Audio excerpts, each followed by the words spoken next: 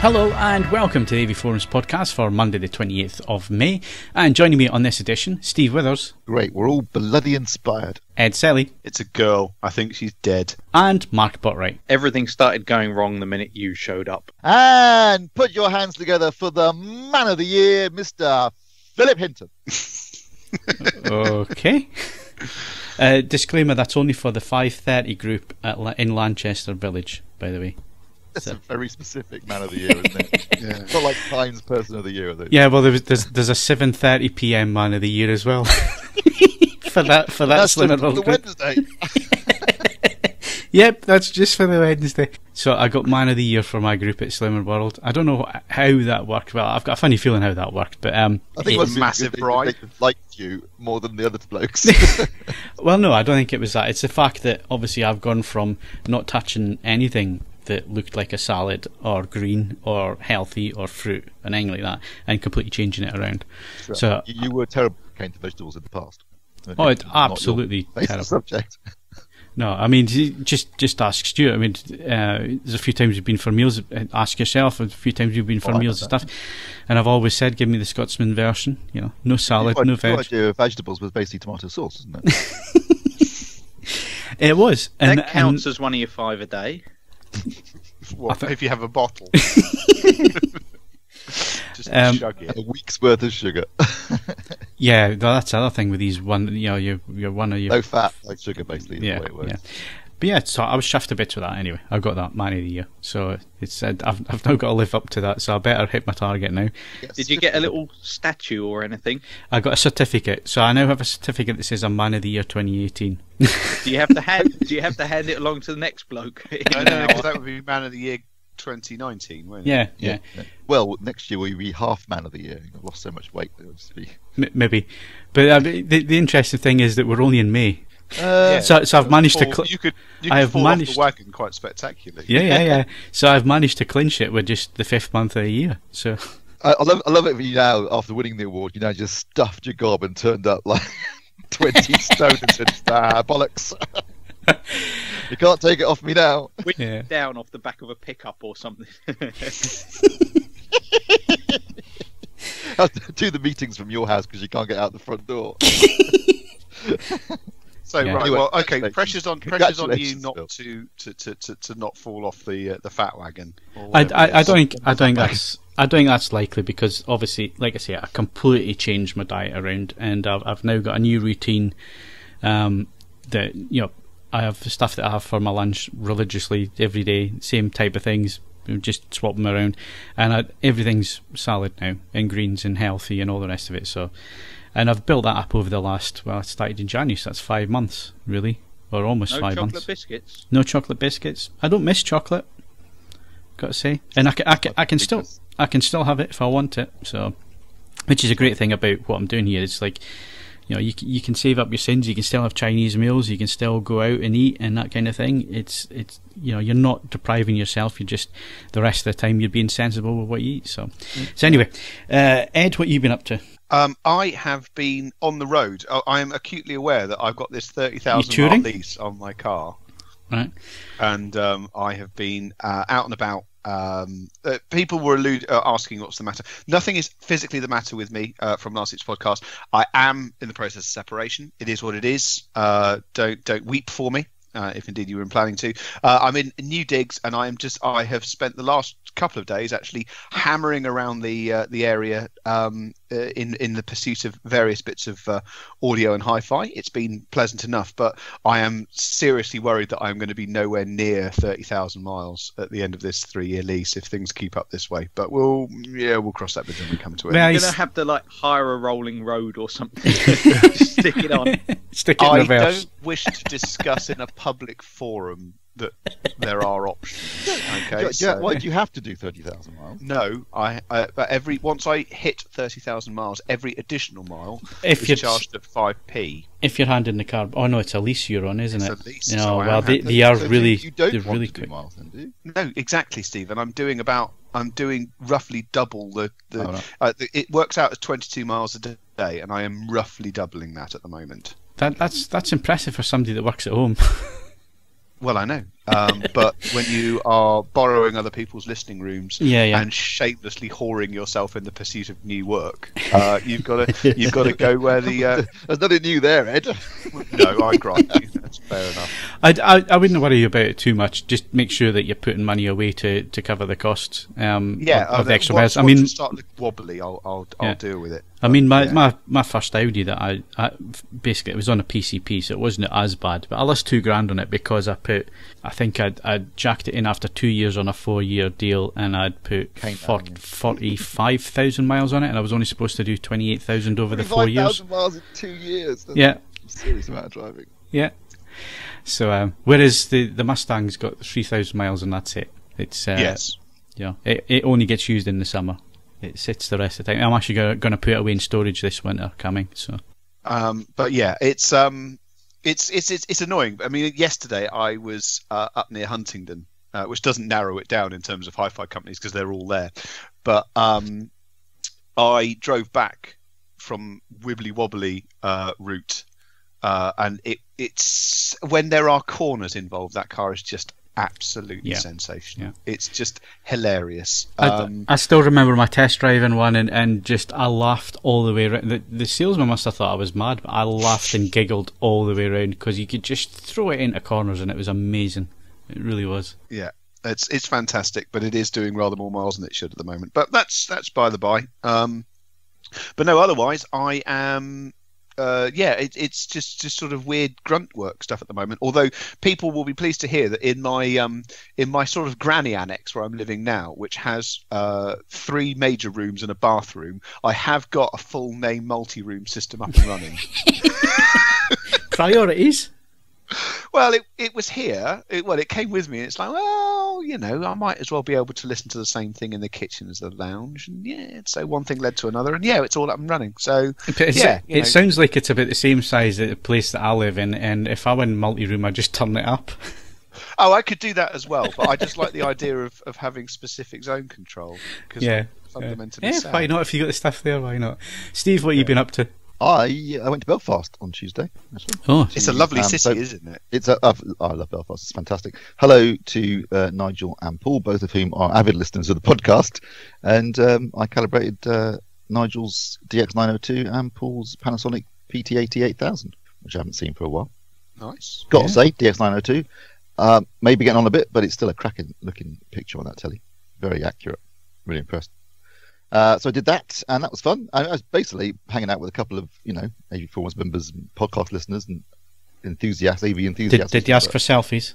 No, he did not. No, he didn't. Nigel, of course, Ed, because you met him when he crashed our party. Yes, they'll both be at the Bristol show. They'll both at the Bristol show next year, and they've already said they'll crash. Now they know the form. They'll just turn up at the Clarity thing and get some free drinks. But yeah, no, it was fun. It's a good day. I enjoyed it. Unfortunately, on the way back, I had to get up at 4 a.m. 7 a.m. flight to Belfast. My flight back was supposed to be at 10 to 9, and thanks to those work-shy bastards in France, I didn't actually get on. Our plane didn't leave until nearly midnight, and I didn't get home until 2 a.m. So that was a long day.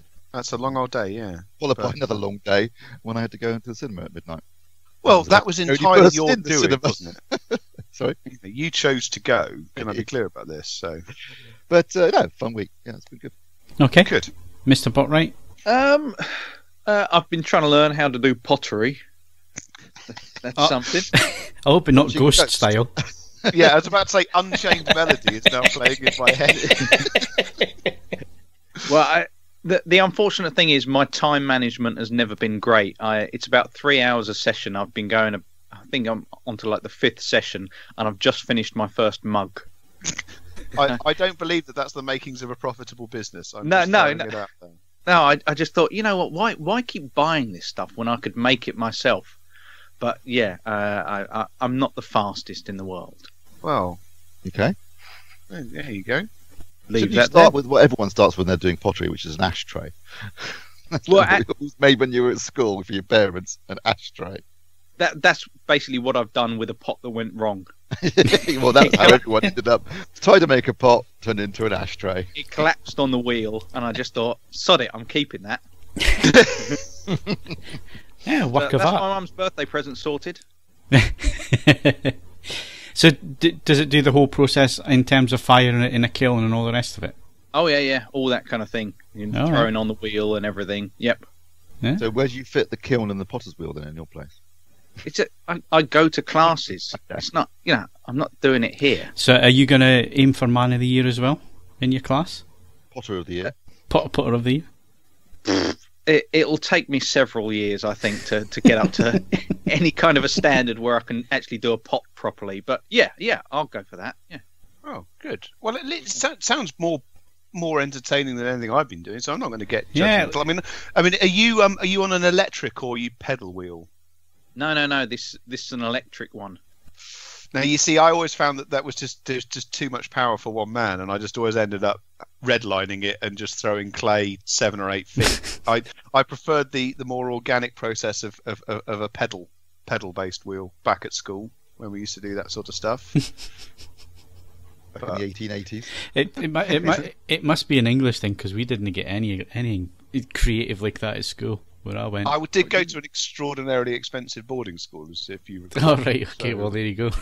Do you remember that my education allows me to recite large tracts of Victorian poetry, but I am fundamentally enumerate. It can't be described as entirely balanced, so, that's by the by.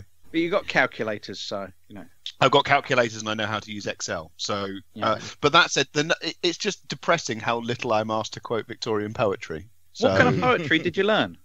At one stage, I could have done the better part of Horatius and Sir Richard Grenville and the Revenge. Sink me the shipmaster gunner, split her in twain, and all the rest of it. That's not a sex reference either. That's him trying to sink the ship. So yeah, like a bit of that's what he told you. If it is a sex reference, it comes out of nowhere in the middle of a pitched battle, which I don't. Well, if I was about to die in a pitched battle, I might be looking for a quick cheeky shag before I went as well. Well, yes, okay. Well, I'll take that on board, and I'll remember that. All I'm saying, Ed, is it's open to interpretation. I will remember poetry. That's why you were never allowed into the Navy. I will remember that. I should imagine that's one of the requirements to be in the Navy, isn't it? Ever trapped in a combat. Stuck on those boats for months at a time. This is your practical examination. Actually, you know what? I only joined the Navy. I actually thought about it. Not for sexual reasons, just I quite fancy seeing the world and being on a big ship. Why have I got Stewie Griffin in my head in a sailor suit? Sailor suit. I just can hear in the Navy. But that's by the by, really, isn't it? Can we get on with this? So it's anyway, Mark, you're getting yourself out of the house. That's the main thing. Yes, You're doing pot. Doing pot. Right, okay, well, competitions, Mark, And tell at us. least you know that the cover shot this week is just the ghost thing anyway, so. Yeah, that's nice and easy. Current competitions, Mark, tell us a little bit. Okie dokes. Just two. You can win an Arcam AVR 390 AV receiver, and that one closed on 30th of May. And also closing on the 30th of May, you can win a Rel Acoustics T/5i subwoofer. Disclaimer? All competitions open to eligible AVForums members resident in the UK. Okay, and any previous competition winners? Yep. SO Man won All the Money in the World on Blu-ray, and Duff Beer Drinker won Existenz and The Grifters on Blu-ray. Well done to them. Time he's won. He's a lucky bugger, Duff Beer Drinker, or maybe he's the only person that enters the competitions. But he's won 3 times now in the last 6 months. Yeah, it's good going. That's good. And SO Man's a regular on the forum, so nice to see him win something. Good stuff. Congratulations there. We'll be back in a sec with some hardware news eventually. Notice I said Rel this time. Yeah, I did notice that. Well done. You're learning. Now, if you can work out what to say with NAD or NAD. It's Yeah, acronyms. I hate it. Don't write it in capitals if you don't want me to say it as capitals. Yes, actually, that's a good solid piece of press information. Right, I'm Ron Burgundy. I can't help it. Can we go to hardware news now? I suppose. Okay.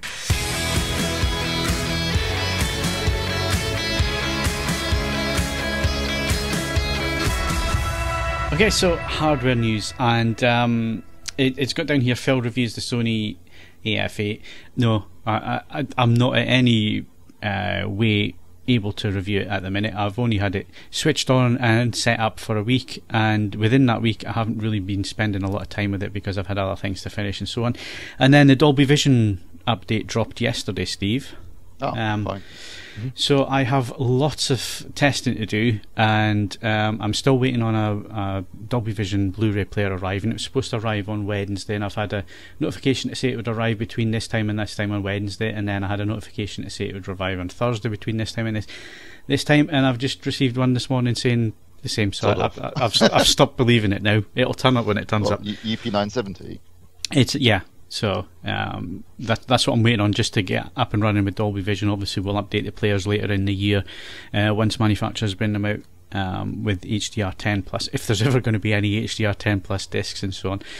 And I also have my Apple box. It'll be interesting to see, because what Sony's saying the update text is that it's more or less for the apps on the TV that are capable of doing Dolby Vision. So Netflix. I was about to say, will the LG player even work with Dolby Vision on that? What it says is it's up to the manufacturers of the device you're plugging into the Sony TV if it'll work. Which I think Sony, that is absolutely disgraceful. Yeah, that you are panning that off onto other manufacturers. Have a word with yourself, Sony. That's not the way you do it.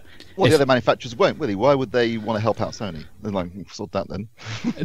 I assume that there will be something in their Dolby Vision license that says that they have to do an update, which is, Sony. I think Sony will be all right there, because I think Dolby have everybody over a barrel that have signed up to be licensees. They'll be told that they have to update it. So it'll be interesting to see once I plug the Apple box in and the LG player when it turns up eventually, and see what's what with that, because yes, there's been a few issues. So I guess the other one that I'm really going to have to check is the dimming issue, Steve, which seems to be a thing that's happened with last year's TVs that have been updated. So yes. Well, gradually it just dims and dims and dims, particularly if there's a static image, or not even a static image, just something that seems like a bit of a static image. Right. And then you have to sort of go, do something like go into the menu system or come out, and then it comes back up again. But is it only on a bright image, or I don't know. It's is it a bit like on the LGs, that auto brightness limiter, that kind of thing? No, not that. This is something different. A friend of mine had one, an A1, and it would just gradually, as watching football, it would go to the image would just get darker and darker. And then if you sort of press the menu button on the Sony, it would brighten up again, and then it would gradually get darker and darker. And that was after, because it's not Dolby Vision content it's doing it on, no, but it's since the Dolby Vision, right? Yeah, right. So he basically, in the end, you drove him nuts, and he just got it taken, he sent it back, and I think he bought Q9 instead. Yeah. So this AF8, this is the one that we've purchased. It's a retail sample. It's the one that we're going to be doing long-term testing on this year for these very reasons, so we can actually look at how the TV's performing. So by the time you listen to this podcast on Bank Holiday Monday, the review of the AF8 should be up next week, or the week that you're listening to the podcast. That's what I'm aiming for. That's going to be the initial review, and then the review will be updated maybe once a month, maybe once every couple of months, depending on how often the updates are and depending on any issues that people are finding on the forums and so on. But we will update the reviews with our testing and our testing of updates and firmware and all the rest of it. So I haven't really had a lot of time to spend with it. I mean, there are some differences with the XF90 that I reviewed recently. So it hasn't got X motion clarity on here. Right. That's just for the LED sets. Well, actually, it's just for the XF90. At the minute it is, yeah. So Motion Flow XR is what it's using on there. So I've still got to do a lot of testing with that. Like I say, there's lots of testing to do. The Dolby Vision update landed yesterday, so lots of testing to do with that. Make sure that that's working right. In terms of out-of-the-box SDR, it's a nice looking set in Cinema Pro. And you switch most of the stuff off, especially the Eco controls. And remember to go into Eco and actually switch a lot of the things off in there as well. Otherwise, the TV switches itself off after a couple of hours, which is really annoying. It did that a couple of times until I went into that menu and switched that off.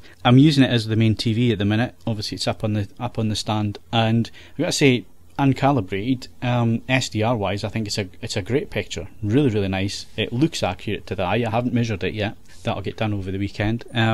So in that respect, very, very nice. In other respects, Android once again is an absolute deal breaker for me. I mean, if this was my choice between this or the LG C8 and the Panasonic and so on, the Sony would get discounted just because it's running Android. And the annoying thing is that I've just reviewed the Electric again. That review should be up now as you're listening to this podcast. It's certainly going up over the bank holiday weekend. And that runs not the same Android system, but it runs Android, and it's super slick, super fast, not as complicated as the Sony system, but you go for that to this Sony TV that costs 3 times as much. And it's unacceptable in my eyes that it's just so buggy, so slow. It hasn't crashed yet, but then I've only been using it a few times this week since it was set up and delivered. So yeah, bit of a mixed bag, but lots of testing to do, and I'll have a far more detailed overview of that TV next week's podcast. So we can go through it then. But you've been looking at a Sony product, Steve. I have, yes. The new UBP X700 Ultra HD 4K Blu-ray player, which is basically their latest model. So previously, I think last year they did the X800. This is the X700, and this is very much a stripped-down version of the X800. So whilst the X800 was, built like a tank with a beautiful metal construction, it was a lovely-looking piece of kit, I have to say, and very solid, very well made. This obviously is trying to reach a specific price point, and that price point currently is about £199. So this is a relatively cheap player. Obviously, they've had to cut some corners. Literally, actually, because the corners of the chassis are cut away. It's plastic construction largely, and it feels a lot lighter and a lot more plasticky and a lot less solid than the previous one. But like I say, it's trying to reach a certain price point. The big news on this player, and it goes back to what you just been talking about, Phil, is it will support Dolby Vision eventually. It doesn't yet. There's a firmware update coming in the summer, according to Sony, which will add Dolby Vision support, and I'm guessing will almost certainly be at least the one player you can guarantee will support their profile for their TVs, because that would just make sense. So that's its big selling point. Otherwise, though, it's a really solid player. It's I couldn't test Dolby Vision obviously because it didn't have it yet, but aside from that, 4K, 3D Blu-ray, 2D Blu-ray, DVD, CD. It also plays SACD. It doesn't play DVD audio, which the X800 did, so they've dropped that. But let's be honest, that's not exactly a big loss, is it? It's also not high-res audio certified, but it does actually support quite a lot of file formats, including things like FLAC. So it's a very capable player. It's got an excellent upscaling. In general terms, in terms of the the picture quality, it seems identical to the X800. There was no apparent differences in terms of performance, so I'm guessing it's the same inside. It just dropped some of the other features that have increased the price of the X800. So, like I say, the build quality, DVD audio support, and high-res audio certification. But in other respects, it's basically the same player. And as I say, it does add a new feature, something that won't be added to the X800. And I know a lot of people were disappointed last year when the X800 came out without Dolby Vision support. A lot of people were saying, it's only going to add it. And I said, no, talk to them. It can't. It's the wrong chipset. So it was never going to have that. This is obviously the player that will have it eventually. And I guess for Sony fans, if you've got a Sony TV and you're looking for a 4K player that also supports Dolby Vision, this is the player you've been waiting for. Unfortunately, it's a bit disappointing in terms of its build quality, and it's also not as wide. It's one of the sort of smaller chassis. So, it's not the best looking player. And I've got to say, because of the build quality, it is a bit noisy. It's not the quietest player, in terms of both disk loading and also playback and navigation. It's fairly noisy, and it's a bit plasticky and cheap. But then again, it is a cheap player, and that's the point. So if you're a Sony fan, you've got a Sony TV, and you wanted a player to go with your Sony TV and support Dolby Vision, this is the obvious choice. The alternative, of course, would be to go for the one you've just mentioned, Phil, which is the UP970, which you can get for less than $199 now. I think what did you get for it? $150 I paid. Yeah, right. Now I'll admit, it's not the best player. Again, it's a bit plasticky and it's a bit cheap, but it's better built, I'd say, than the Sony. It's a full-size chassis, which I also prefer. I think it looks a bit nicer. It's very plain, just a rectangular black box, really. But it does support Dolby Vision. Granted, it didn't support it out of the box either last year. It took a while for LG to get around to it. They did it. First launched an update, I think, in August last year. That was then withdrawn, and they finally released one again towards the end of the year. But it works fine now, and it does everything you would want a player to do. So I've got to say that is a very tempting price at $150 compared to $199.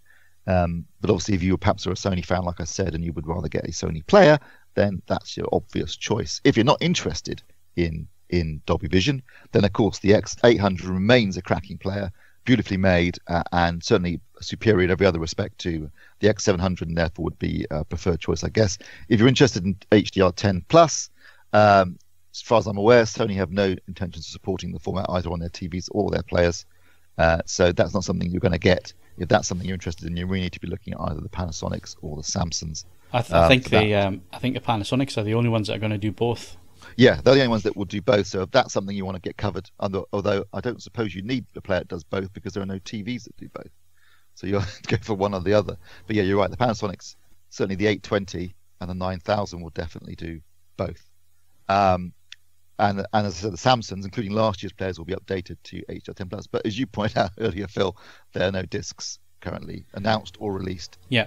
With HDR10 Plus, so it's a fairly moot point. What's really, I think we're at a tipping point now, Steve. This is one of these hallelujah moments that I've had this week. But we definitely are at a tipping point now where I think Dolby Vision has won this. There's so much hardware now. And the main thing is there's so much software coming out at the minute that is Dolby Vision. Yeah. Although Jurassic Park is not, even though it says on the tin or on the box, whatever you bought in the UK, and I think it's the same for the US box set as well, Steve, that it's not Dolby Vision, although it says no, it's not Dolby Vision. Yeah, it doesn't say on the US one.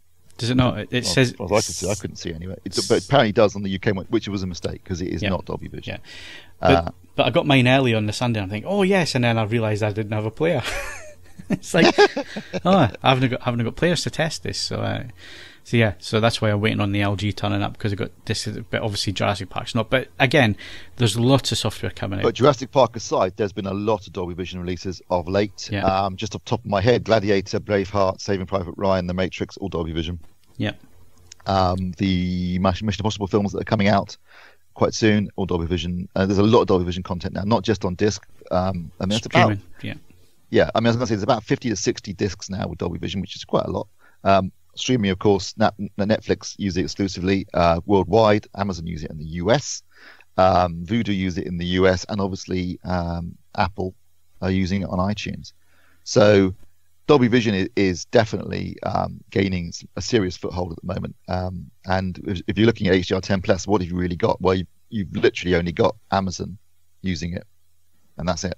So, as far as I can see, at the moment at least, Dolby are winning. Which creates a problem for Samsung and Panasonic and Philips to a degree, because I don't think Philips have said they're going to go Dolby Vision yet. So there's three companies there who potentially could miss out quite a bit in terms of sales, because, well, not even just AVForums members, but people, they're going to become aware that Dolby Vision is a thing on new TVs, and they're going to see that, the Panasonics and Samsungs and Philips don't have it. That could cost them sales. Absolutely. I mean, we've been saying this for a while now. It seems sensible approach to tick boxes if you can, just from a marketing perspective. And if people, and we see it all the time on the threads, don't we? People saying, well, if it hasn't got Dolby Vision, I'm not going to get it. Now, granted, those are enthusiasts who are probably more informed than the average consumer, but even so, I still think Dolby Vision has a fair bit of consumer recognition now, and people will go into stores and say, does it support Dolby Vision? No? Well, okay then. So, yeah, you're right. Panasonic, Samsung definitely, and Philips have committed to HDR10 Plus.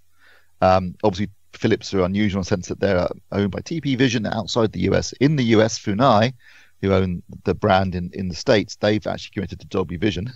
And I think Hisense and TCL are doing something a bit strange in that they're using HDR10 Plus in Europe, but they're using Dolby Vision in the States, and that's because they use different chipsets in the two regions. So in the States particularly, the amount of TV coverage is very high, because you've got LG, Sony, Hisense, TCL,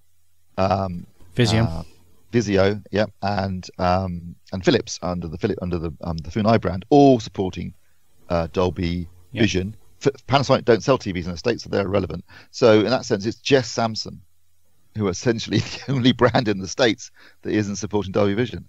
So, from that perspective, you're thinking, well, in the States at least, where also you've got Netflix and Amazon using it for their streaming services, and Apple iTunes. I've got to say, in the States, I think it's game over. as far as that goes. Yeah. No, it just occurred to me this week when I was looking at discs that I'm buying and lining up and so on in terms of software and obviously the Apple box and so on. It's just a case of, wow, this is really starting to gain momentum now. A lot of traction, and we're still yet to see where HDR10 Plus is going to go. So I would have expected by the summer of this year to have seen the first discs coming out.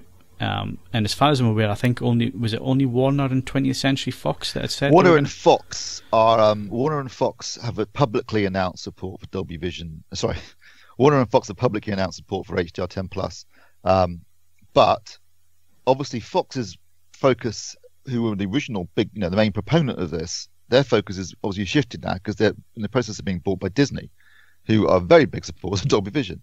So it looks like it's just Warner's now, who I think have always had a history of being fairly format agnostic when it comes to this thing. Obviously, Warner's already heavily supporting Dolby Vision. The Matrix, for example, Dolby Vision disc that came out this week. So they've already got support. We don't get a big announcement of some sort at IFA, which would be my assumption at this point in the year, then you've got to think nothing's happening. Yeah, it's starting to look that way, isn't it? So, like I said, we will have an EF8 review for you next week's podcast, hopefully. Should have a lot of time over the bank holiday weekend to crack on and get that done and test all that out. And now this player that you tested, the X700 Sony, one question I think we didn't cover was, what's the apps and the smart platform on that player? It's the same standard platform that Sony have been using for a few years now. So it's a very simple home page with a series of tiles, and you can select the various apps, and you can add tiles and subtract tiles. So it's nothing fancy. It's not like the Android platform on their TVs, for example. Thank God. So it's quite simple and basic. And in terms of support, there is Netflix and Amazon HDR10. There's Netflix and Amazon with 4K and HDR10 support, and YouTube, and then there's a BBC iPlayer app, and I think 5 Demand. I think that's what it's called, isn't it? 5 Demand. So not everything, but a reasonable coverage. Is it not On Demand 5, and you're thinking of 4OD? Well, isn't it all 4 now? They've changed that. Yeah, On Demand 5 or Channel 5's catch-up service, whatever the hell they're calling it these days. So it's got the majority of things, not everything, it has to be said. Like I say, it's a nice, competent player. It's competitively priced, and it works well. And as far as disc playback goes, it's excellent. So, like I say, if you're a Sony fan, and particularly if you've got a Sony Dolby Vision TV, then it might be worth looking at. Otherwise, though, there's some very good players out there that compete against it at similar price points. Well, that's all good. My landlord's just wandered past. I need to buy some electricity off him in a bit as well. So. You've got to buy your electricity from the landlord. Can you put 50 on the meter? No. It's a card system, and he says I've got some cards as part. And rather than wander off down to a shop and have to admit that I have electricity on a meter, that strikes me as quite appealing. Told 2,000 people. Yeah, it's fine. I have to be honest. That's proved less annoying than I thought it was going to be. My electricity consumption, even though the house is full of £26,000 worth of audio equipment, isn't too bad. Although certain things are surprisingly spendy on the old on the old electricity consumption. I wasn't quite aware that not dishwashers, washing machines. That's not terribly energy efficient. Oh, absolutely not. Dryers. Or tumble dryers. Don't worry about that. I don't have a tumble dryer. That's largely irrelevant. I've discovered that 8-channel massive jobby power amps can draw quite a lot. Yep. Well. Oh, you amaze me! I just did not see that coming. And trip my fuse box if I'm not careful. Oh, really? Bloody hell! Really? Yeah, that's a different case. Yeah, obviously you need to have your electrics looked at there, Steve, if it's doing that, because obviously you would think that your room should be on a separate loop. Oh Christ! This electricity in this place is a nightmare. Right. Okay. It's about 5 different loops. Yeah. Right, so that's the hardware reviews. Before we wrap up in the hardware section, I don't know why we do it in the hardware section, it's just tradition that we have done. Ed's going to give us his vinyl release and playlist of the month, as well as his album of the month. And before he does that, I'm going to retract everything I said about the Mannix album, Resistance is Futile. It just gets It is so under my skin now. It is on constant loop, and apart from the one about Hillsborough, everything else. Yeah. Everything else on that album is absolutely superb, and it's really, it's really gotten under my skin now. So I am retracting everything I said last month. Well, it takes maturity to do such a thing, but I'm glad you're enjoying it. I am enjoying it too. I think it is a great album. And I'll tell you what, I really enjoy the demos. Yeah, you buy the 2-disc set. I've got it on Spotify. Yeah. But no, if you want some new music, there is some stuff. Right, album of the month. It came out this morning because we record this on the Friday, so I've only had one listen, which is not normally the criteria for which I'd select an album of the month. But I have been waiting for this for 6 months, and I think it will justify my faith. It is the new album from Churches, which is spelt Churches but with a V instead of a U. Churches. I love them. It is rather bleakly called Love is Dead. But the previous two albums were absolutely sensational. Churches have got a couple of things that come together to make them a truly great band. In Lauren Maybury, they have a truly magnificent vocalist. At least two of them are blinding songwriters in their own right, and they seem to let each other have the space that they need to get their own thoughts into the music, and that to me is always a happy combination. I have every confidence that I'm going to listen to it a couple of more times today, and I hope you enjoy it as much as I do, because the previous two albums have been absolutely sensational. Yeah, just saved it, and I'm out in the car this afternoon, so it'll get its. No, it won't when I'm out in the car this afternoon because I have the window down. I'll be listening to but yeah, it's saved, so I'll give it a listen. I love them. I think they're great. So I look forward to that. Will it inspire you? He's here all week, folks. Don't forget to tip your waitress. Vinyl release of the month, because now I'm buying less vinyl at the moment because I have enough difficulty storing the vinyl that I have. But I was at a friend's house and I listened to it there, and it is a very fine pressing. It is also a very fine album. It is the new Arctic Monkeys album, Tranquility Base and Hotel. I am not an absolute stand-up fan of the Arctic Monkeys. It was a unique shtick, and it sort of got a bit tired a bit quickly. But this new album is jolly good, and as is the case with a number of recordings recently, the vinyl release is just that little bit smoother, little bit more refined, has a fraction more dynamic range to it. So if you were looking to buy that and you've got the hardware to suit, that would be my vinyl release of the month. Playlists, I'm afraid I have been struggling because for not long and complicated reasons, due to the fact that Deezer does not come out of my data allowance, I have been largely using Deezer. Now, as per my review of Deezer Hi-Fi, it sounds good, the interface is good, but then it's just not doing it for me for playlists, unfortunately. However, I did spend a bit of time listening to today's best dance and EDM on Deezer. It's 43 tracks. Some of it's absolute gash, but that's the nature of playlists, I'm afraid. But there were some interesting tracks on there that I have dug down and started listening to some other artists on. Normal actual Ed listens to and digest playlist stuff will be resumed in due course, but I will be trying to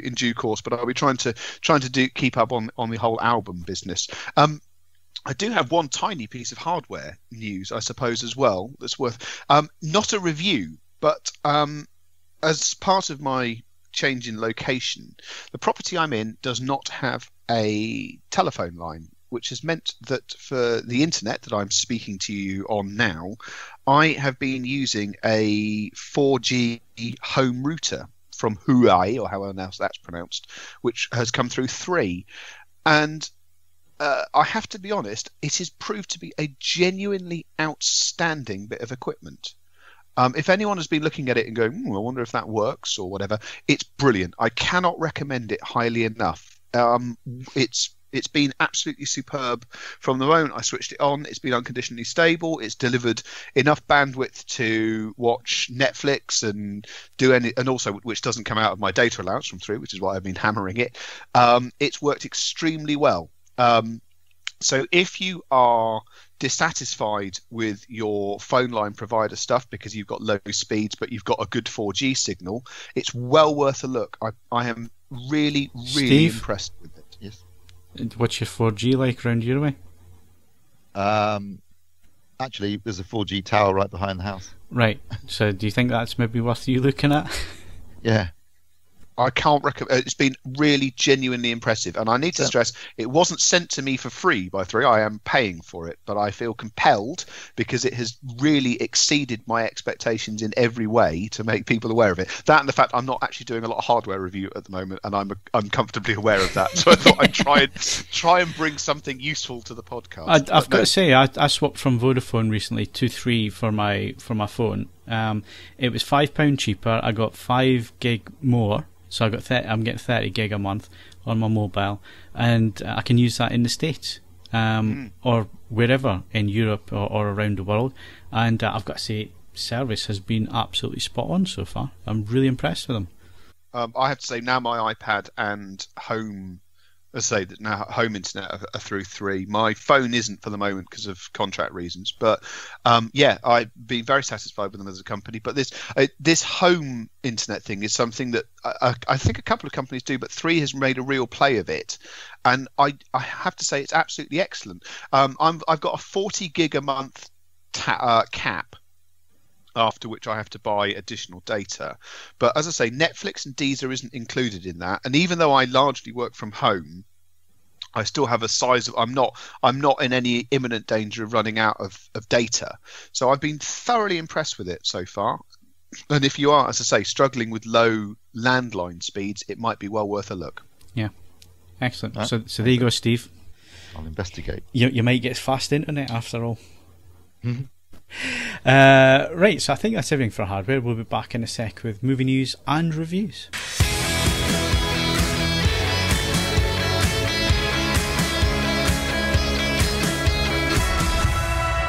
So, cracking on movie news and reviews. What did we think of Solo: A Star Wars Story? Well, I know me and Steve have been to see it. Mark, have you seen it? No. Do I need to put my fingers in my ears? No, because we're going to do non-spoiler stuff here. And Ed, I'm assuming that you haven't been to see this. No, I will be off to see it next week. So. Okay. Well, we'll get your thoughts then. So, Solo: A Star Wars Story, adequate is probably the best way of describing this. Hello, big letters. I'd like to damn something with faint praise. Yeah, I mean, bad. it's okay. It's a Star Wars story. It's fun. It is entertaining, but it's just really average. It's just there's nothing that makes it stand. It's like Rogue One. There was some good concepts in there, and it stood out because I think it was the first of these types of movies, and it took place in a universe you were already familiar with, but at from a different viewpoint. The problem with me with Solo is this is completely unnecessary. We don't need to see that, and everything that you think you're going to see in this movie, you do. Tick-boxing here is doing quite significant. Yes, and there is a lot of playing to fans and stuff, which Lucasfilm obviously felt they had to do. But I kept thinking, and certainly after the movie, I kept thinking that this didn't have to be a Solo movie. This could have been a standalone film. There are elements and groups within this story that you could have removed Solo and Chewie, and you would have had a Star Wars spin-off film that was entertaining, that had a nice premise to it, and you really didn't need Solo in it. I don't know what you think, Steve, but to me, I think it would have been a far better film to have unknowns, because the problem is, Solo, Lando, and Chewie, that they're all going to turn up in the original trilogy, so there's no sense of dramatic tension or danger. Yeah, so but if you remove them from it, still have make a few tweaks to the storyline, maybe add a couple of more characters in there, but then you have got that tension. You don't know what's, because that was the thing with Rogue One. It took place in the same universe and it was leading to a certain point, but you didn't know what was going to happen to the characters in it, or what was the ultimate outcome. You knew, but you didn't know how they were going to reach that point. You could have this film set in the same galaxy, set in the same places that this film is set in, without Solo and Chewie and Lando and the Falcon, because really, it didn't really add much having them in there anyway. There was more interesting elements to the story that I think got glossed over because it was a solo movie. So in terms of it being a solo movie, it's adequate. It's middle of the road. It's a Ron Howard film. It doesn't put a foot wrong, but then again, there's nothing outstanding in here.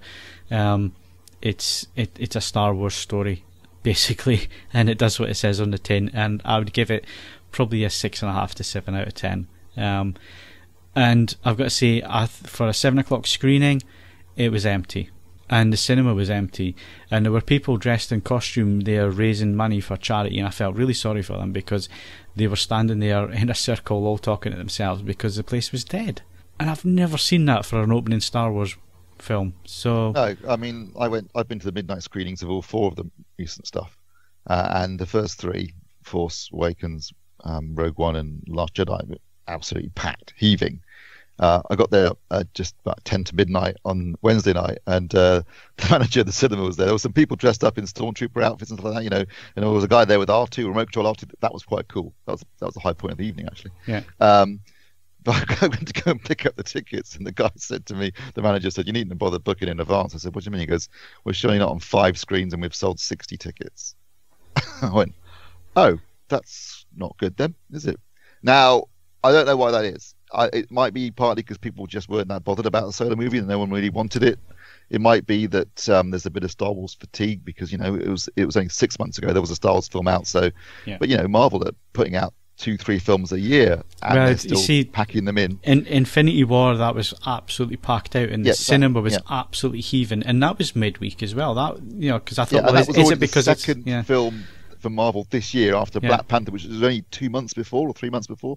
So I don't think it necessarily is fatigue. I honestly think this. I know people are going to say, "Oh, you're just slacking off to The Last Jedi." I think the kind of people that go to those midnight screenings are hardcore Star Wars fans, and they're the kind of people like me and you that hated The Last Jedi, and it put them off. They started out, "I'm not interested anymore." Yeah. I think it might be a factor. It might be a factor of all 3 things. I think the Thursday opening, I thought, well, is this having an effect? It might be different over the weekend, because you got to think as well, it's a bank holiday weekend, plus the schools broke up yesterday. So, you know, is it a case of it's going to have a good weekend from the Friday to the Monday because it's a long weekend and so on, or is it a case of fatigue? I don't know, but I was genuinely surprised. And again, the atmosphere in the cinema compared to when I was there last week to see Deadpool 2, where there was a great vibe. As soon as I walked into the screening, I knew it was going to be a good vibe. It was going to be a good interaction. It was a case of, I think a lot of people, and I heard 2 or 3 people's conversations, overheard them saying, "Oh, I really hope this is good," because there's a genuine nervousness about, you know, this movie and the trouble that it had in its production and all the rest of it, and people weren't sure what to make of it.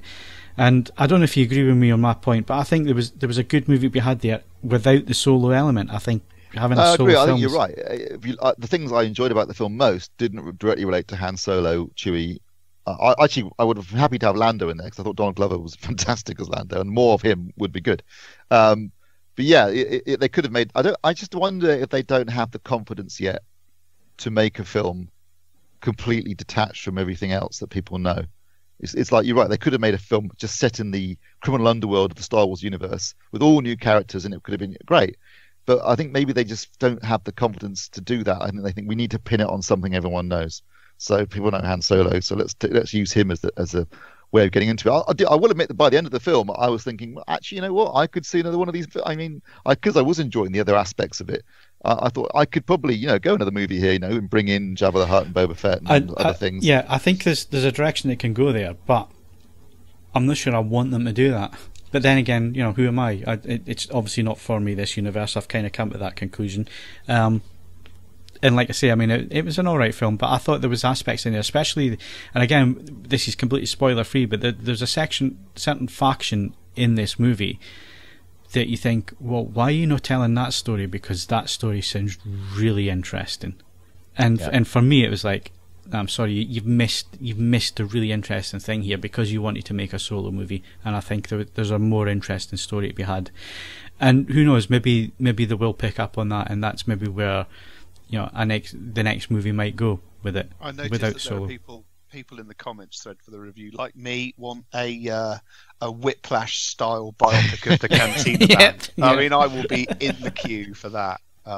It'd be just fantastic. Well, they've announced today, or yesterday, last night, I suppose, it has been announced officially that James Mangold, who made Logan and also the Wolverine, is now co-writing and directing a Boba Fett movie. That's going to be the next Star Wars movie. That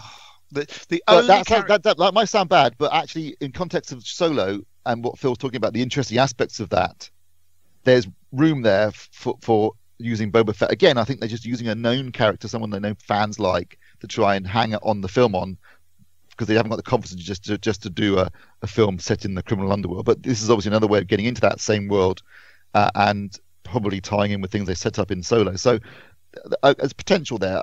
And the problem with Solo, I think, partly was that, as you say, Phil, no one really wanted to fill in Han's backstory, and there were other things that were more interesting and more original, and the film suffered from box ticking. But also, I think it suffered from misproduction, because basically Ron Howard reshot 70 to 80% of the film. 10 months to make a big budget science fiction special effects heavy movie. He did not have enough time. He had to do things. He basically had enough time to be fancy. He couldn't think about shots. He had to shoot it fast. And I think the reason it's so dark and grim and is because there wasn't enough time to really do nice production, so they had to hide it by cover over the cracks as much as they could. I've got to say that in terms of cinematography, it is not a nice looking movie. Yeah, and you compare it to Rogue One, which I thought looked gorgeous and had some really beautiful shots in it, and some real care and attention was taken with that. This just feels like it was rushed. Yeah, it feels like they had to. It feels like the lighting department went on strike, basically. Let's hope that One Man and His Rancor is shot more lovingly. Again, that detracts a little bit from it as well. There was nothing there where I could say, "Oh, it was beautiful cinematography." It wasn't. It almost had a made-for-TV feel to it, I thought.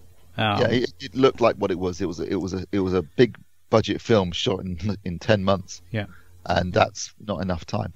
I mean, it's a miracle that Ron Howard pulled that together in the time he had, to be honest. I don't know why they didn't just... Yeah, hats off to him. That proves how competent he is at what he does, because that was to walk into the mess that he allegedly walked into, and then to come out with that. And I mean, we are being a little bit down on it, but we're just being I think we're maybe being a little bit unfairly down on it, because what he has managed to do is produce an entertaining, average, middle of the road Star Wars film. And it is a Star Wars film. It feels like Star Wars, which a lot of the Last Jedi didn't feel like, to me personally, didn't feel. So, in that respect, it is a Star Wars film. It will slot nicely into the Star Wars universe. It's just a shame there are elements within the film that I think would have made a much more interesting story than the Han Solo story. I mean, at the end of the day, I enjoyed it. I came out of the cinema and thought, I enjoyed that. It was a fun 2 hours. I thought the guy playing Han Solo actually turned out to be okay. Yeah, and it was his own character as well. He wasn't copying Harrison Ford. So no, he did take his own take on it. He didn't just try and mimic Harrison Ford. I thought his interactions with Chewie were great. I thought some really funny stuff in there. I think Chewie at last got some decent screen time after being basically shafted in The Last Jedi. I thought Lando, as I say, was fantastic. I actually thought that. I thought the rest of the cast were all good too. I think there's some interesting cast. I would have liked to have seen Lord and Miller's version of this. I would like to see what they were doing, because they're the ones that cast all these people, apart from Paul Bettany, who was recast because the actor they originally chose couldn't come back for the reshoots. I would have liked to have seen their take on it. I think it would have been more original and different. But again, they aren't visual filmmakers, so I don't think if apparently 70% of it was shot by Howard, I couldn't tell who shot what. So I don't think either of them or Howard particularly were looking for a visual film here, which is a shame, because Star Wars is inherently a visual, franchise. I've ordered, and it arrives today, the Art of Han Solo book, but the Art of Solo. I'll be interested to see how much quality production design was done on this film, because it certainly wasn't on the screen. And I know they were trying to make the Falcon look new at the beginning. It was the new ship, but it looked like it was it looked too new. I didn't think it looked particularly nice in its new version. I understand what they were going for, but it just felt like you say, Phil, it felt like a TV film at that point. Yeah, it did. And the other thing for me that I really didn't like was the use of probably my favourite cue of all time from John Williams in the Star Wars films, and that's the asteroid theme from Empire Strikes Back. and they overused that. They reused it and overused it in a certain sequence, and that just pulled me right out of the film because it. They also used the Imperial March for which is a bit annoying too. Actually, it was, yeah. But anyway, like I said, 6.5, 7. What did you score it, Steve? I gave it 7. Right. Which Okay. I'm comfortable with that. I'm comfortable. I'm not been unlike The Last Jedi, where I originally scored it a 7 and afterwards thought I should have given that like a 3 or a 4. This time I stand by that 7 score. I think it's fun. Yeah. It was fun and entertaining and in a popcorn kind of disposable way. And I guess we couldn't really hope for much more out of a Solo movie than we got. Yeah. Okay, so let's move on. Favourite movies of the month. Well, Solo is definitely not up there. It's about third on the list, to be honest.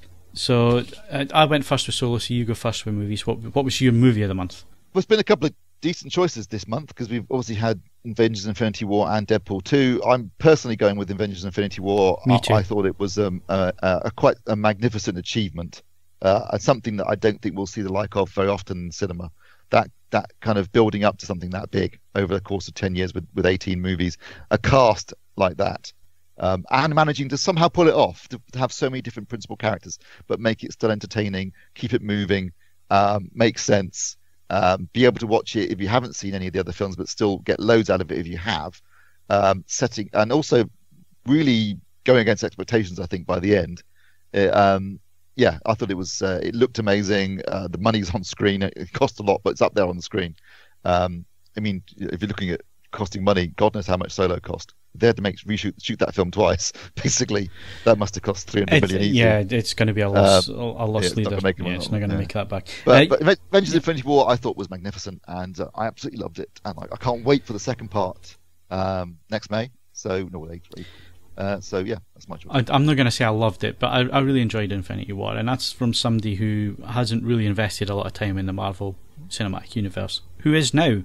I am now, and that's kind of on the back of Infinity War. So if it's done anything, it's actually pushed me into that realm a little bit more, and I'm a little bit more interested than I was previously. Yeah, for me, but I've got to say I have not laughed at the cinema as much as I did with Deadpool 2. I mean that's probably one of the best cinema going experiences I've had in a number of years.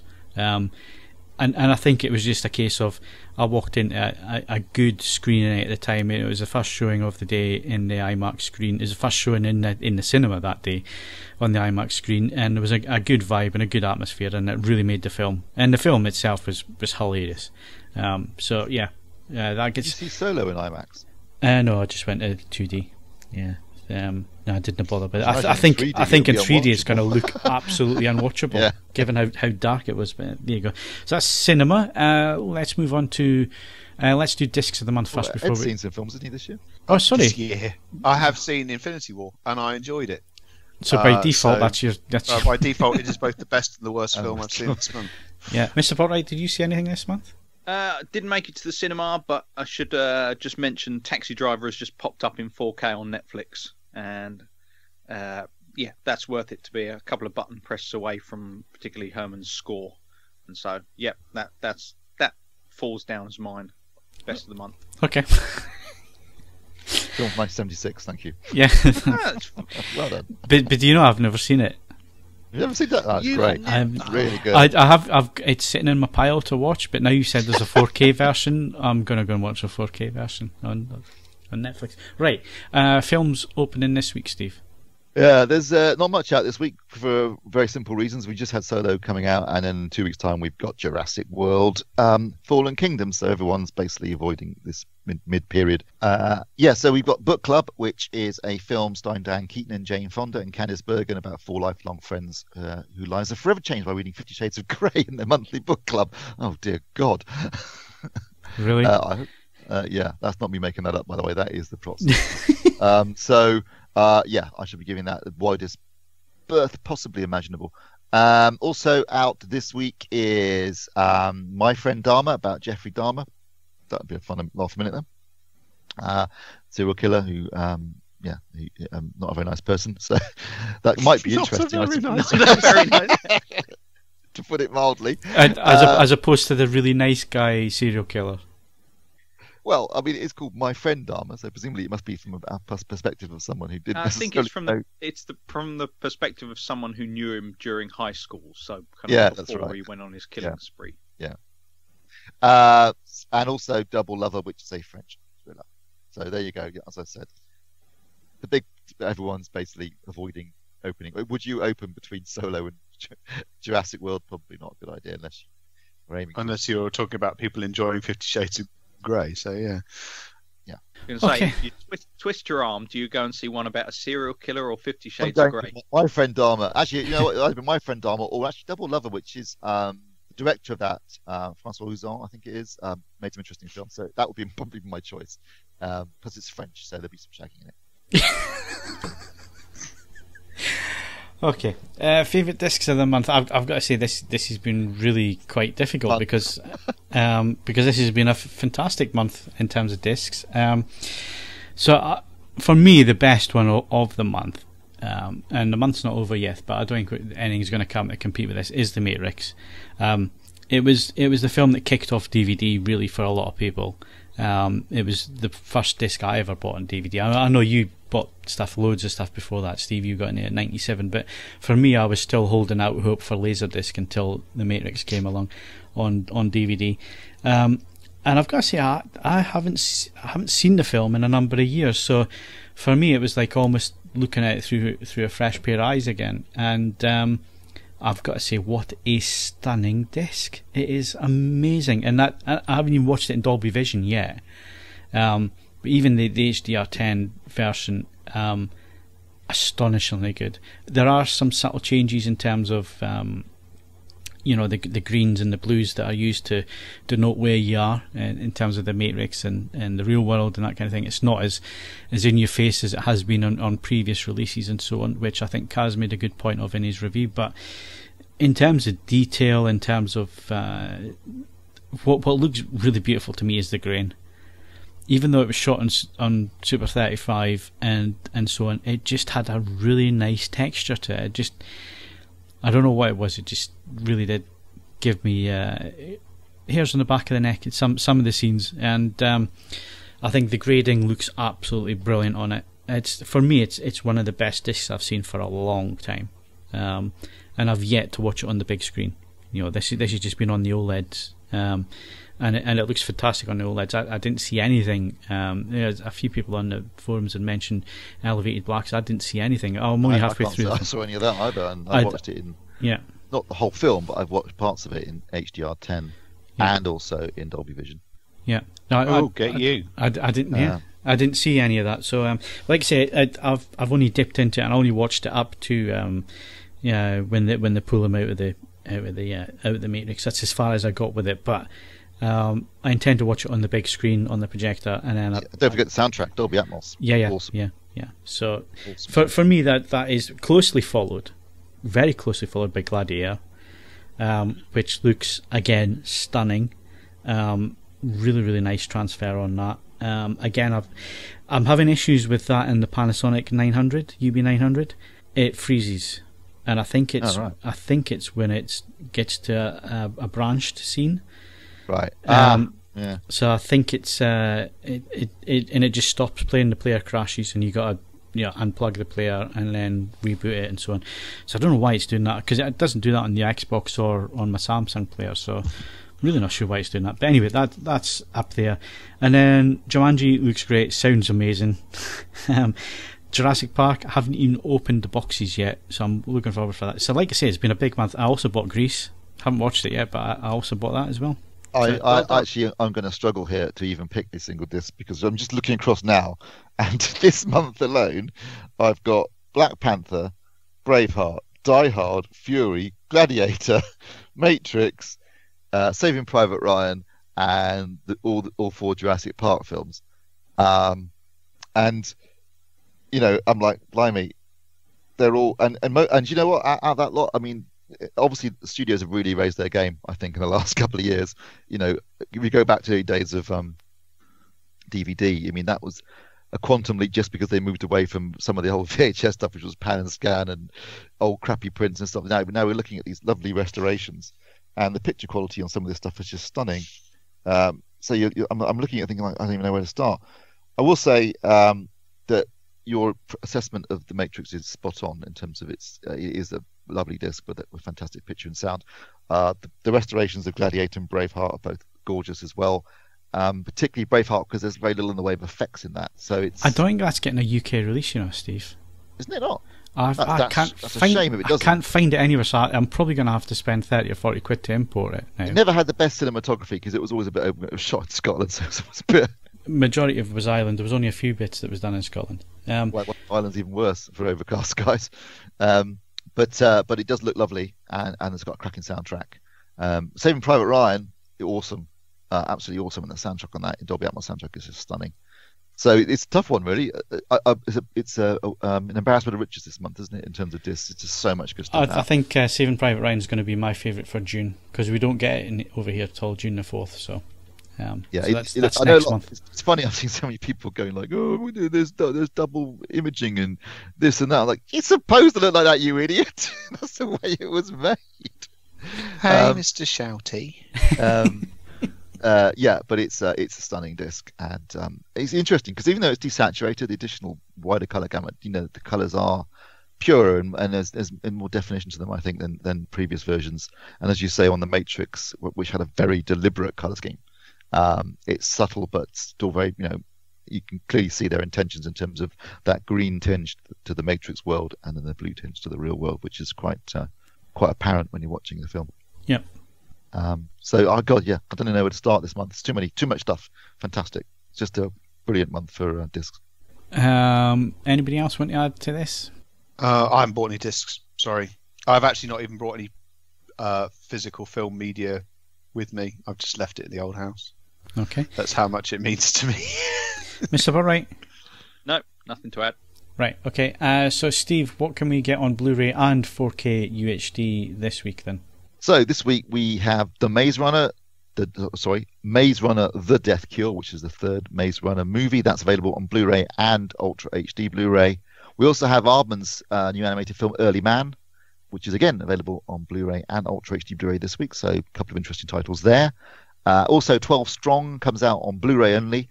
And that's a film about a group of American soldiers in Afghanistan, I believe. Which didn't get reviewed very well by Kaz. But Early Man looks funny. I quite fancy that. In terms of Ultra HD Blu-ray releases, aside from Maze Runner, The Death Cure and Early Man, we've also got The Patriot, a film that I really don't like, and Fury, which I've got. I bought Fury from the States last week. What a surprising film. What? Fury. Oh, Fury, I really enjoyed. I'm not totally sold on the ending, but the tank battles in it are top draw. Proper Shermans against a real tiger. Get in. And the soundtrack is just mega. Yeah. In many ways, I thought it was much more understated than I figured it was going to be. And so there's a lot of good attention to detail. I mean, sonically, the people that put the work in on that, really, really impressive. Someone spent a lot of time close miking tank engines, which that's always to be encouraged. I like that sort of behaviour. So it's a good looking disc. I love the photography in it.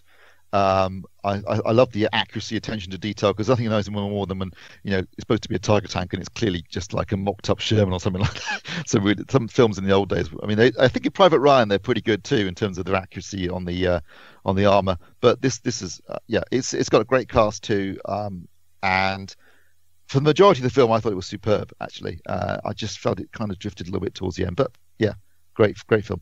And announced for Ultra HD Blu-ray in July, we're going to be in Ready Player One, which I know had been heavily rumored anyway. And apparently, Fox are lining up 4K release of Predator for August to tie in with the release of the new soft reboot, The Predator, which is being directed by Shane Black, who actually was in Predator, starred in it as an actor. And I bought the Blu-ray of Predator and Predator 2 a couple of weeks ago, thinking, I haven't got this in my collection, which I now regret. The Predator Blu-ray is the one that's been DNR'd to death, and there's shots in it where Carl Weathers just looks like they've been de-aging him. It's so excessive. So hopefully this new 4K release will involve a new restoration of the. I know it was shot on a limited budget and difficult conditions, and that's the problem, and therefore the image is very grainy. So it'll be interesting to see what Fox do with this. They're going to have it's a challenge to deliver a decent looking Predator image, I think, and they've struggled with this in the past on previous releases. But that apparently is being lined up for August. I'm surprised you went and bought that after the number of times that we've actually mentioned it in this podcast. Well, I got it confused. I thought the 2008 release was the one that was DNR to death, and they got it right at the 2010 release, but actually it's the other way around. Yeah. So go you.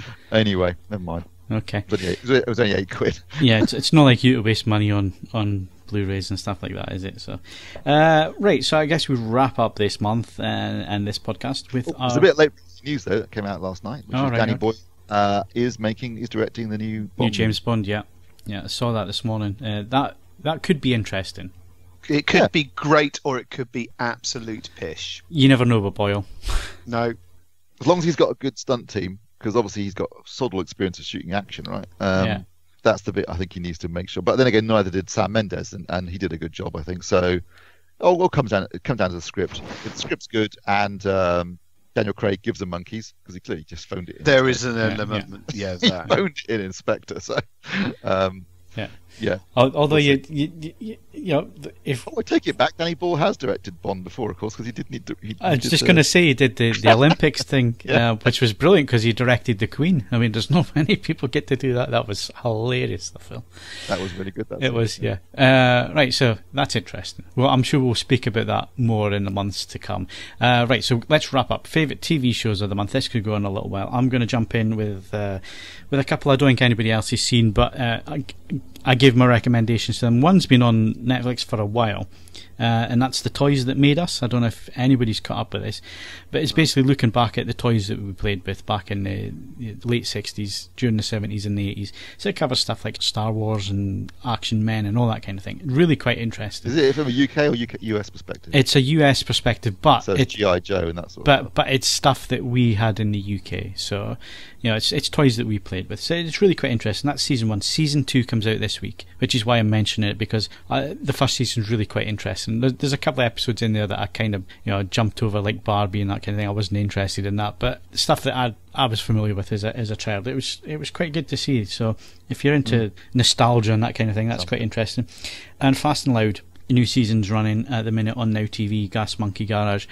I've got to say, it's not suffering the lack of Aaron at all. It's continuing to go on really well. And for me, I think when Aaron was involved with it, Ed, he hated Mustangs and that kind of class, even classics and that kind of thing. He hated all that kind of stuff. Whereas I think Richard Rollins was really into it. So we didn't get much of that the first 5 seasons. The thing is, it's one of those things. It's sort of, even before I stopped having Sky, is just sort of fallen out of it. Just one of the things that really annoyed me, I don't know if they've changed this, I just don't like them splitting builds over 2 programs. It really annoys me. They've done that a couple of times this season, so you get that, but it's not too bad, because I quite like the dynamic now, because it's more of a team thing, and there's some interesting members in the team. They find some really interesting cars. I mean, really interesting cars in this one as well. So if you like your American classics and that kind of thing, this is I think this and the other one, which is, it's a stupid name for the program. I think it's Bitchiness Rides or something it's called. But if you like Bitchin' Rides, that's it. But if you like your classic American muscle and that kind of thing, those are 2 I would recommend. And Fast and Loud's been really good this season. I have enjoyed it so far. And the other one's Westworld. You know, if for me, those are the ones that I would point people to this month. Steve, I'm wavering on Westworld. I thought the most recent episode was quite interesting because of where it took place, but I'm starting to think I might not be continuing with this series for much longer. For me, Elementary's back. Season 6 just started, so that's worth checking out, because I think Johnny B. Miller and Lucy Liu are fantastic in that, and it's always good fun. Each episode's usually got a really interesting murder case in it. And as I mentioned last week, I think it was, I'm really enjoying Humans, which is back and covers similar territory to Westworld, but I think it does it in a much more interesting way on a much lower budget. So those would be my two shows. TV show that is not back yet, but interestingly, we're talking about shows getting cancelled. It got dropped by, I think it's Sci-Fi that was making it, which was The Expanse, which is a show that I really enjoyed. I've seen the first 2 seasons there on Netflix already. I assume season 3 will be on Netflix in September. But interestingly, having been dropped by Sci-Fi, it's now been picked up by Amazon. So Amazon will be will be making another season of The Expanse. So I don't know how that will affect the Netflix deal outside of US, but that's the show. Amazon have really dropped off my radar. It's not somewhere I would consider going looking for content.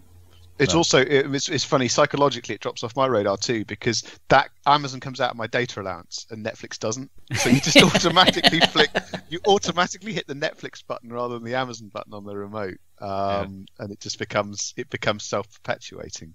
I'm actually just rewatching episodes of Star Trek Voyager. There's lots of things popping up on Netflix at the minute. I'm just thinking, damn, I just don't have the time to watch this, but it looks interesting. One of them was, I think it's a dubbed TV series called Rain.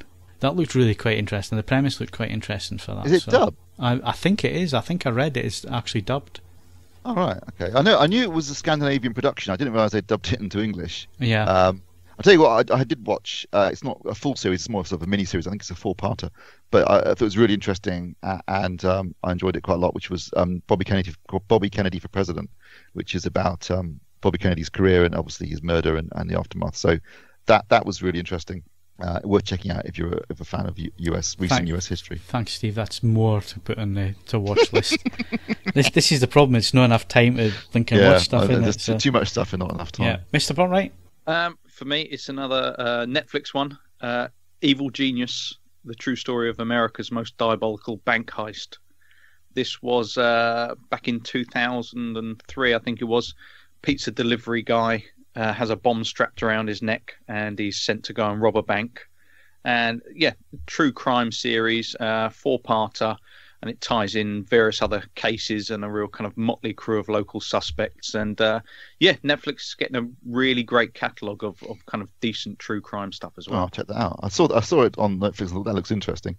No, it really goes into good depth, but it also plays out a bit like how to screw up an investigation by not cooperating with different branches of law enforcement. Because you realise quite early on that, in fact, ATF, FBI and local police, and one branch will have evidence that, they only uncover years later that they just didn't bother handing over because, everyone hates the FBI, like in Die Hard.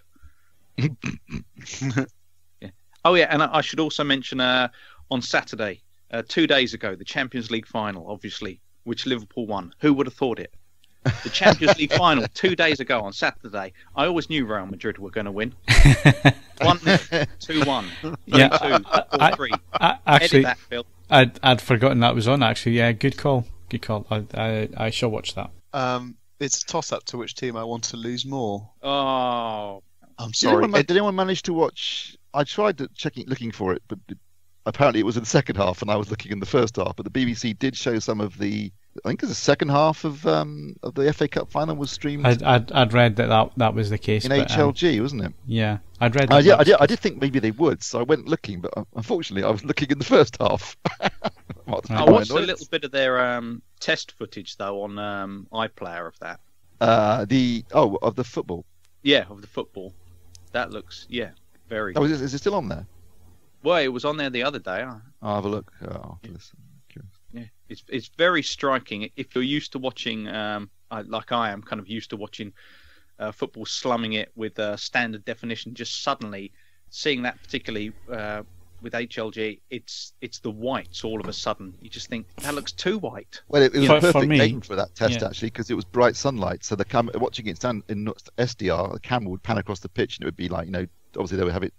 The iris closed down for the bright bits, go into the dark, open it up, go back to the bright bit, and blast it out immediately. Yeah, so. Yeah. I was just going to say that's where it makes a big. We've got shadows on the pitch and that kind of thing. That's where HDR really makes a big difference. It's something that it can control really, really well. I still can't believe that. I think it was a rugby game, wasn't it, that we saw footage on a Dolby stand a few years back at CES, and that was amazing watching that. It just changed the way you watch sport, basically. So interesting.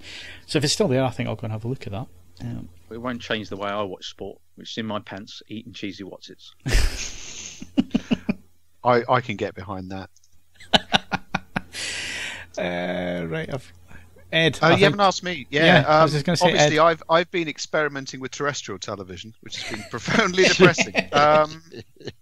I would like to fly the flag for 24 hours in police custody, which I think is on Channel 4, which is brilliantly done, really impressive. I mean, for me, it's also quite cool because it's relatively close to where I live, so there's an element of familiarity to it. But I think they do a superb job in showing just the sheer randomness of what goes on, and I thoroughly enjoyed it. And I'm also still enjoying Britain's Best Home Cook. It's not MasterChef, but it's quite entertaining, and there's some interesting hints and tips about things I might be asked to cook when I'm no longer using an electric hob. Your first one there, I've got first-hand experience of that, so I don't need to watch TV programmes on it. On what? 24 Hours in Police Custody? No, yes. That's fair enough. That's a bit of a busman's holiday for you, but I haven't been part of law enforcement, perhaps possibly to the benefit of the nation. So, you know, Yeah, thank God. you know, that's fine. Yeah, well, I mean, It must be said, I'm quite delighted actually. Today marks 14 days since I sailed through a police speed trap. I think so higher than no NIP through the door, so you're lucky. It looked like I'm just going to, just in case it arrived today. It looks like I managed to avoid that particular. Did you learn your lesson, Ed? Yes, there was an agricultural vehicle. I had an opportunity and I nailed it past it and kept nailing. So I would only have had myself to blame. You know, I would have stood up and taken my speed awareness course because I've never had any form of point. So I think that would have been offered to me. So yeah, but thankfully it hasn't come to that. Yeah, and I mean, I'm delighted. 20 odd years of driving, touch wood, 20 odd years of driving, I haven't been caught. That's what I'm going to say, caught. I've been very, very lucky. Yeah, I did the speed awareness course. Have you? About 4 or 5 years ago. Yeah, I got nicked for speeding, and discovered, somewhat ironically, I had to go on a speed awareness course to find out I was going too slowly because I thought the speed limit on a dual carriageway was 60, not 70. Ironically, again, I also got nicked on a dual carriageway for doing 60, but it was actually a 50 zone. Yeah, So, double whammy there. The speed limit is not what you decide it is, Steve, arbitrarily. But yes, it is. Yeah, but no, that's good. But no, 24 Hours in Police Custody. If you are not a former police officer, I think it's a very good watch. So I would wholeheartedly recommend it. Okay, well, I think we've given plenty of recommendations there for TV stuff to go and watch, and that's it again for another podcast. We're back again next week. My thanks to Steve Withers. Be careful, don't die. Ed Selley. Wicked is good. And Mark Botwright. Is it over? It is now. Don't forget you can follow us on Twitter and Facebook, bookmark AVForums for latest reviews, news and video, and of course leave us a 5-star rating on iTunes, but only if you enjoyed the show. I'm Man of the Year 2018 Phil Hinton. Thanks for listening. I'm going to use this as much as I can, and we'll see you again next week.